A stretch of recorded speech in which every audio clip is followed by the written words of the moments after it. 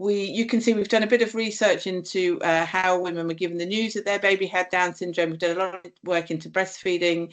We're working with big organisations. We've got some e-learning modules with the Royal College of Midwives. And both Nicola and I are part of the National Down Syndrome Policy Group, which is helping to hopefully move forward the Down Syndrome Act. And we were part of that being passed in government. So our vision is very simple. We want a world where everyone with Down syndrome lives their best life, and we're really trying to strive to achieve that. And I think our focus and how we can benefit you is the fact that we champion the lived experience. We talk to our families and we pass on their lived experience to you. So we're empowering the parents, we're educating the professionals. As you know, we're also trying to affect change, and we enlighten the public, and that's all through sharing our lived experience that we get from our members. The services we provide, basically, I think we're filling in all the gaps that there are in terms of bringing up a child with Down syndrome, and we're supporting professionals along the way. So do have a look at our website, but we do an awful lot of training, and we provide a lot of services to support our families. We've got various publications which you can access online, but you can also buy hard copies.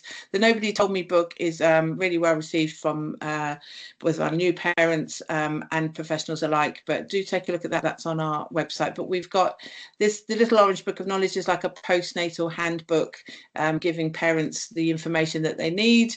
It's called You Don't Know What You Don't Know. And I think unless you know someone or love someone with Down syndrome, there's an awful lot that you don't know. We've got some really good information about heart surgery, as well as breastfeeding. This is where there were really big gaps until we filled them in terms of support for heart surgery and breastfeeding. That's just the tip of the iceberg, really, of what we do.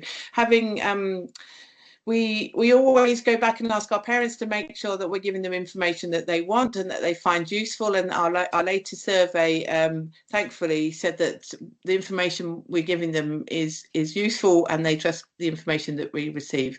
I just quickly want to tell you that we have various lived experience training for midwives as well as health visitors, and our one for health visitors has just become CPD accredited.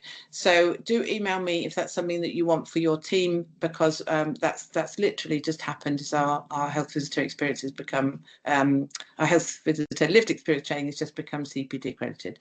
So at this point, I'm going to now hand you over to June, who will share her screen and tell you all about toilet training, the resident expert. Are you okay to share your screen, June? Yeah. Yeah, there we go. Hi. Well, good afternoon, everyone. For those of you who don't know me, I'm June Rogers. I've been working as a specialist children's bladder and bowel nurse for, gosh, nearly 40 years. Since retiring, I've worked, as Lou said, helping and supporting parents with Down syndrome in terms of toilet training. My background is, in another life, was a special school nurse.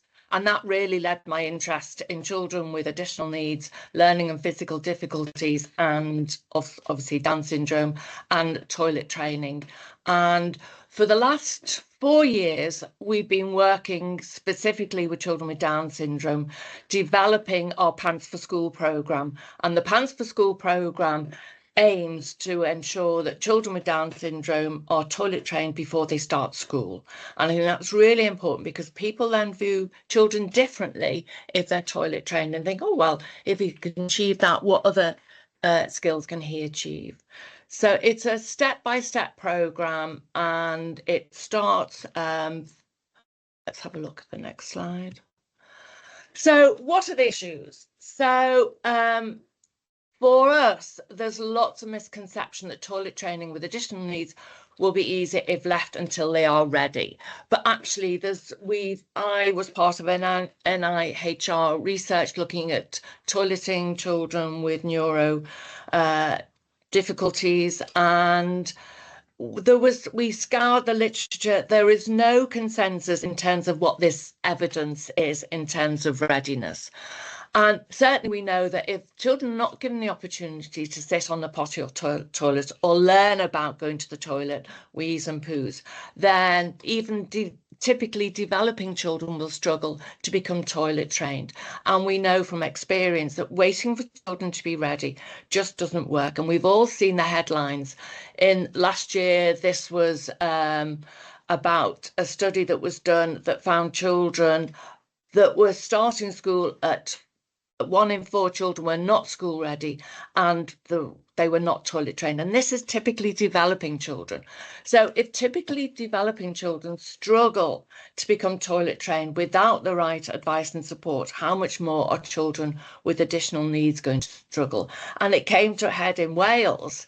Those of you that read the Daily Mail will see in January that they had that many children starting, and these are typically developing children, starting school in nappies, that the school said, we can't do this anymore. Parents are going to have to come in and change your child's nappy. And there is no reason physiologically why we cannot get children with Down syndrome toilet trained age appropriately. So it's a developmental skill, and lots of children have delays in other skills such as walking or talking. And as a healthcare professional, that would trigger us to refer the child to a speech and language therapist or a physiotherapist or an occupational therapist. We don't wait, oh, well, he's not interested in walking or talking. Let's wait until he's ready and then we will refer him. And yet that's what happens if children have a delay in acquisition or bladder and bowel control. Nobody does anything very much and say, well, he's obviously not ready yet. And particularly if the child is pre-verbal or pre-mobile, or there's things like, oh, you have to wait till he's walking, or you have to wait till he's talking until he can be toilet trained. We have toilet trained hundreds of children who are pre-verbal and or pre-mobile, and we get them toilet trained. So that is not a contraindication at all.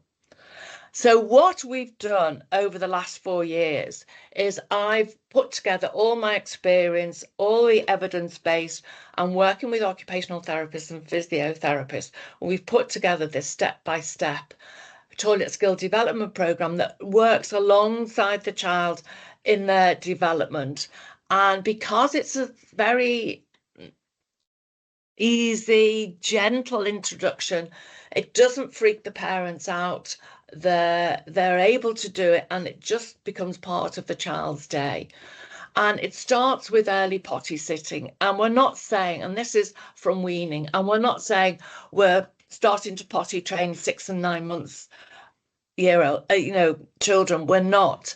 It's just getting them used to sitting on the potty. And why we introduced early potty sitting was from the work I did many years ago, working in the community with children with constipation and working with physiotherapists and OTs. We found if we got children in the correct position, particularly children with cerebral palsy, if we got them on a correct position on the toilet, opening their bowels was much easier. And we also know that children with Down syndrome have up to a 70%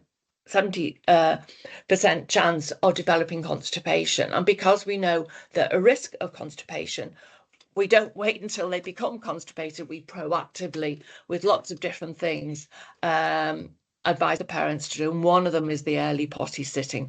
And what we were finding was that children were becoming clean before we'd even thought of toilet training them.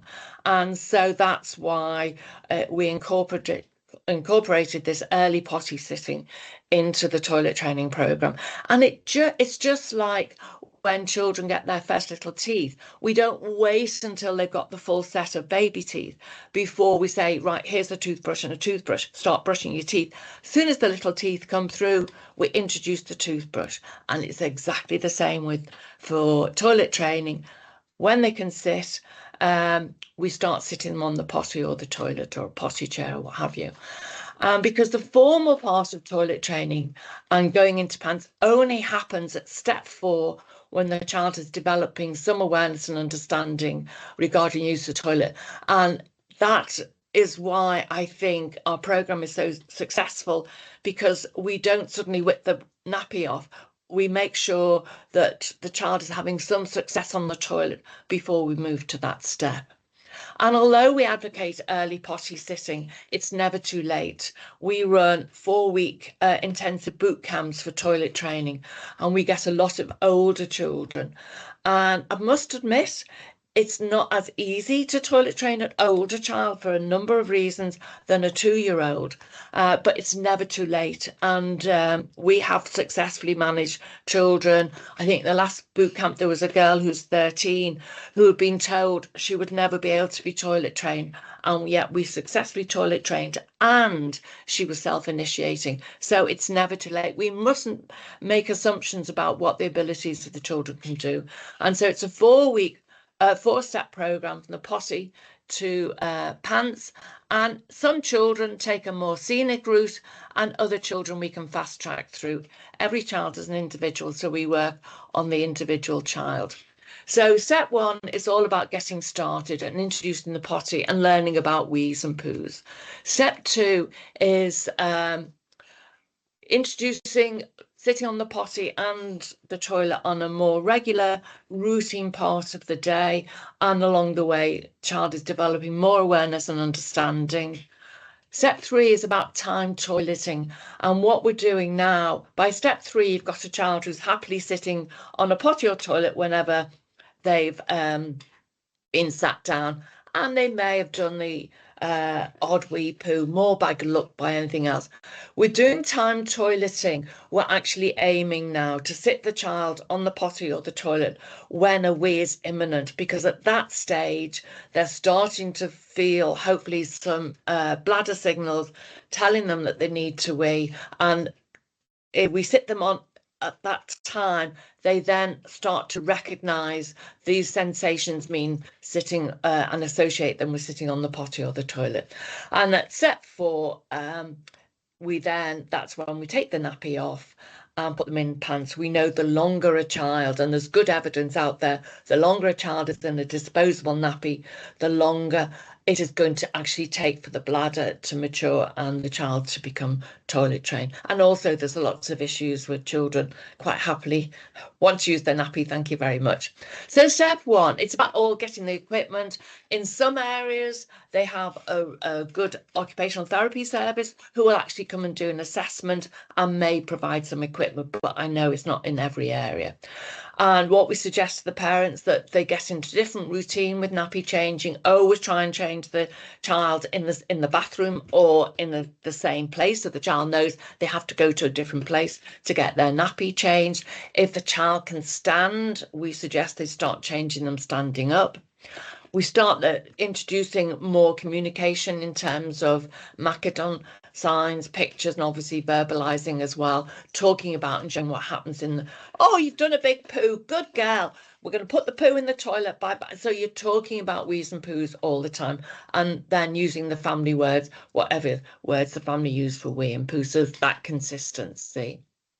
And so by step 2, you've got a child who's happily sitting on the potty or toilet. Will sit, we usually suggest for no more than a minute for their age, and along the way, as I say, we may be lucky and catch a few wees or poos, and obviously at this time giving lots and lots of positive feedback, and so hopefully that will encourage the child and raise their awareness in terms of wheeze and poos. For some children who are reluctant to sit for any length of time, introduce a special toilet toy to encourage the sitting and gradually increase the sitting time. So it may be, they sit for a minute, but then eventually, as I say, it's up to a minute for their age, and just make it as sitting on the potty or the toilet as a routine part of their day. So it's when they get up, after meals, before a bath. And so it's important that we raise awareness. The child starts to understand the concept about wheeze and poos and going to the toilet. So have an open door bathroom policy. So mummy says, oh, mummy's going to do a wee now. Are you going to come with me and sit on your potty and do a wee? Or daddy's just done a poo, clever daddy. Look at and talk about pictures. There's lots of potty training books that start to introduce social stories. There's lots of potty training videos out there that you can watch with the child. And as they introducing sitting on the potty or the toilet as on a more formal basis. The particular video we suggest is Tom's Toilet Triumph. It must be, gosh, over 20 odd years ago now when this first came out, but we like it because it's cartoony and it shows Tom doing a wee and a poo on the toilet, so it's particularly useful for older children. And for younger children, there's obviously Peppa Pig, and there's tons and tons on YouTube in terms of potty training videos. So again, helping the child understand the concept. So we're now coming to step 3, which is our time toileting. And it's important to do, before we do the time toileting, we have an idea of how often the child wees and poos, and obviously relating to when they drink, how much they drink. And if we ask the parent, if a child's in disposable nappies, how long can they stay dry for? How often do they wee?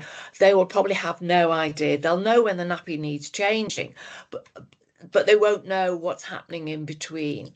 And so what we suggest the parents do, pick a couple of days or as many days as they can bear to do it, and put a liner inside the nappy, the first nappy change of the day. And we suggest something like a kitchen roll because it doesn't disintegrate when wet, unlike toilet paper and things like that.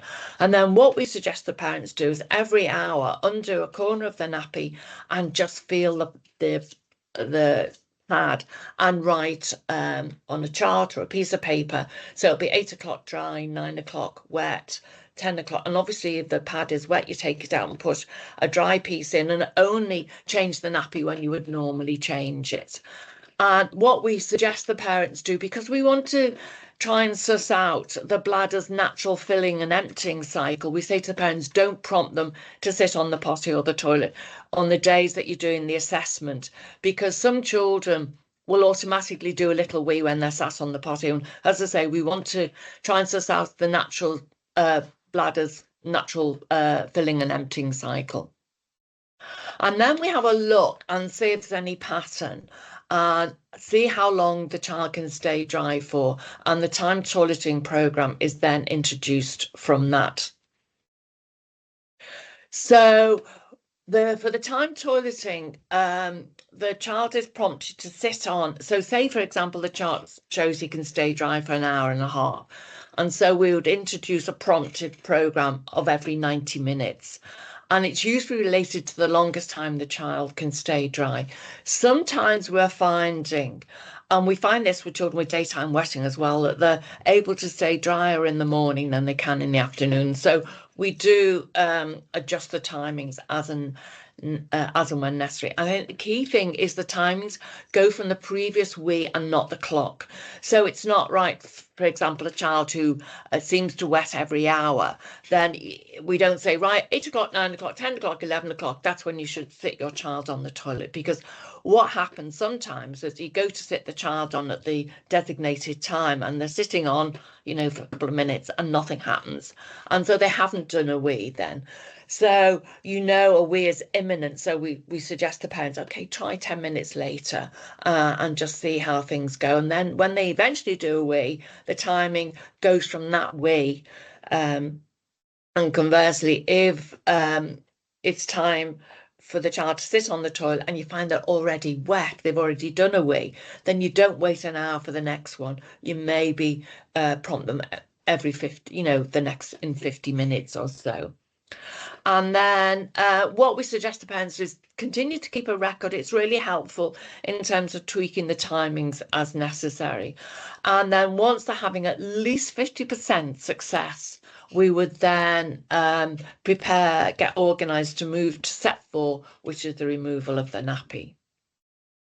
And on the honest time toileting programme, because parents say, what happens when we're out? Well, what happens when you've got a toddler and you're out and they need a wee? You have to find somewhere, either a toilet or somewhere for them to wee. And so here we have Reuben, who's sitting in the boot of the car doing his wee. And yeah, and it's because the parents are already in this routine of regular sitting on the potty or toilet. They've all got portable potties, etc. Then it's just, well, yeah, wherever we can, we just carry on with the program. And also, a lot of parents say, I've been told, as I mentioned earlier, oh, I've got to wait until he says he's wet, or, give some indication.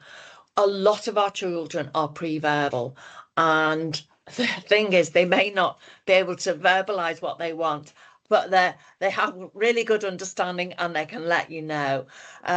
So we just need to check that the child actually does understand the concept, and particularly if they're nursery, childminders, grandparents, that everybody uses the same words, the same signs, etc. And making sure also the child has that understanding and awareness that they've got a social story, they've been looking at videos, etc. And I think it is important that the child has that understanding. And so one of the things we've done last year, or was it the year before? The years merge into one. We developed some games, toileting games, just for the children. Children with Down syndrome and lots of children with additional needs are very visual learners, and so we developed a lot of games, visual games. So we have matching games, bingo games, sequencing games. And these games are all freely available on Twinkle, and we'll give you the link a bit further on. So again, it's about making sure the child understands the concept of wees and poos and potties and toilets. And we've got a game with parents sent in photographs of all their toilets and all their potties, so the child was aware that actually not all toilets look the same and not all potties look the same, but there's still a potty and it's still a toilet, because we had some issues with children only using the toilet at home. So they need, again, it's about enabling child to have that understanding and awareness. So we come to step 4. And as I say, we only move to step 4 when they're having at least 50% success on the potty or toilet. And then we consider getting ready for step 4 and taking the nappy off and going into pants. So by now, nursery, preschool, childminder, whoever has been 100% involved with the toileting programme. They have been doing the time toileting, and so we just make sure that they're aware from next Monday, little Johnny will be coming into school in pants. And we know what will happen is, even though we've had children who have been virtually 100% dry on the time toileting programme. Mum is, oh, this is going to be a doddle. We take the nappy off, put the pants on, and it's all done and dusted. And then we get, help, took the nappy off and he's done 5 wees in 2 hours, help.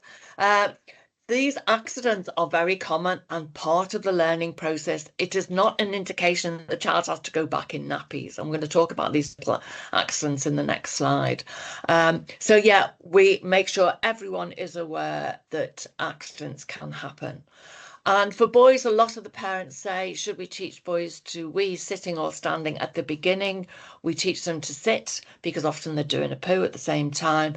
But if along the way they want to stand like daddy or their big brother, that's absolutely fine. There's no right or rule. Physiologically, it's better to sit, but it's entirely up to the family. And again, once we move to a new step, we suggest the parents keep a track of progress, keep a record, because again, we find once the nappy comes off, things move very, very quickly. The bladder capacity seems to increase quite quickly. And so we may then have to review the timings. So keeping a record helps us to identify that. And then obviously along the way, we then work to teach the child independence, to self-initiate, and things like wiping bottoms and things like that. So every parent gets this nappy off warning when the nappy first comes off. and they have lots and lots of frequent little accidents. So, have lots of spare pants, easy to change clothes, and protection for the furniture. And it's totally normal because it's a totally different sensation weeing into a nappy than it is weeing into pants. And it throws the child a bit because they start to wee and suddenly they've got this new sensation and also this new feeling because they're wet. And what happens is they automatically contract their pelvic floor and stop themselves weeing. And obviously they haven't completely emptied their bladder. They've just done this little wee. And then 20 minutes, half an hour later, the bladder is full again and they do this other little wee.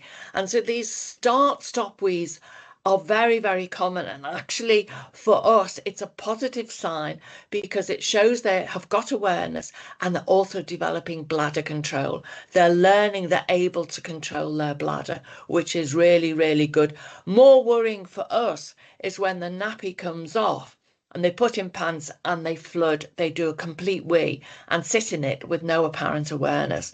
So that's more worrying. So we quite look forward to these little accidents because they're telling us this is a positive sign. Obviously, we have some children who absolutely rock it and nappy comes off into pants, may have the odd little accident, but really hit the ground running in terms of the toilet training. But we always tell the parents what to expect. The other thing we have is once the nappy comes off, is that's it. The child said, no nappy, no wheeze, thank you very much. And we have fraught parents saying he hasn't weed for 6 hours, what do I do? That is not as common as the little stop-start wheeze. But so we always warn the parents and tell them to warn the nursery this could happen.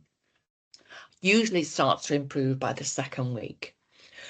We use social stories a lot to help children understand, and we use Janet at Let's Talk Visuals. She has a dedicated Facebook page, and she is brilliant about doing bespoke social stories. The parents send a photograph of their child's face. She incorporates that into the cartoon so the child could really, really relate. So social stories, again, are good for children to help them understand what they need to do. And obviously, from the child's point of view, particularly the older child, they've got their nappy, thank you very much. Why do I need all the faff of going to the toilet?